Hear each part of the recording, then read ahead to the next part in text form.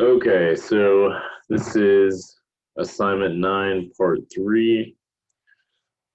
We are looking at spark lines in Excel with the 2016 presidential candidate expenses or expenditures data. And we were able to filter this down using pivot tables and basically just some manual filtering and some of the tools we had learned previously when working with pivot tables in Excel. So we narrowed it down to these 6 candidates who were the most significant in the race. We did that fairly easily.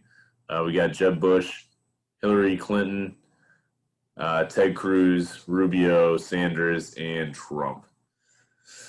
And then we filtered out timeline stuff, some miscellaneous or null data in there, and then made a by month with the Excel function here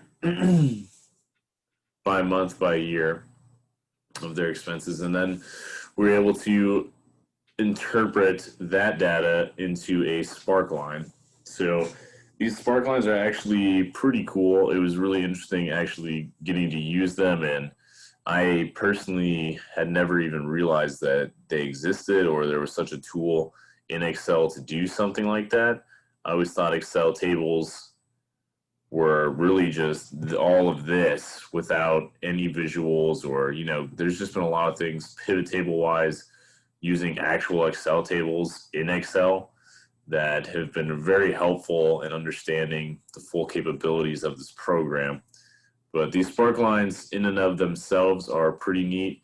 They give a really good visual representation, especially looking at a lot of these numbers, which are kind of very unpleasant to the eyes. They look very messy in a sense. And you can kind of just negate a lot of that.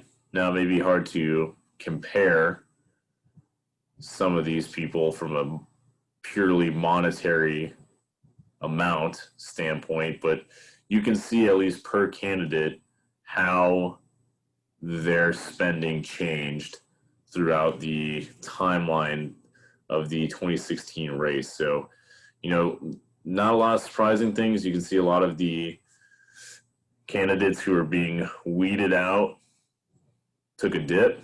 So Bush, Ted, Rubio, all 3 of them, they had a dip towards the end there. But, Hillary pretty much kind of plateaued there. Bernie went up and Trump was going up. So, it makes sense. Those were the 3 kind of hot candidates for that time. But having the spark line is very helpful to just visualize and give that contrast and another element to the data itself, and another way for the brain to comprehend what's going on without having to work too hard and think about the numbers in and of themselves. So it's a really awesome feature in Excel. I am looking forward to hopefully learning a few more visual kind of charts, or how to make better visual charts in Excel.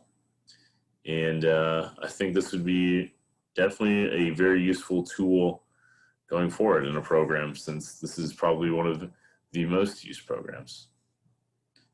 That's all I got.